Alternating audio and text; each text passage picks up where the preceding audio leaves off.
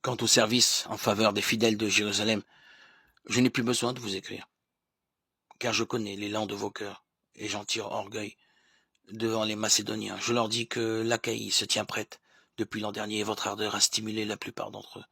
Je vous envoie les frères pour que l'orgueil que je mets en vous ne soit pas vidé de son sens sur ce point.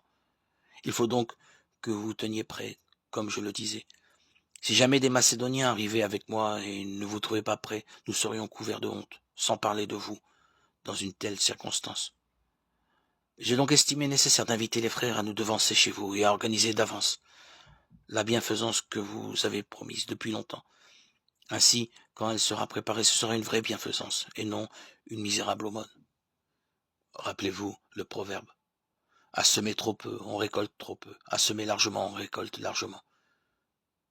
Chacun doit donner comme il a décidé dans son cœur, sans regret et sans contrainte.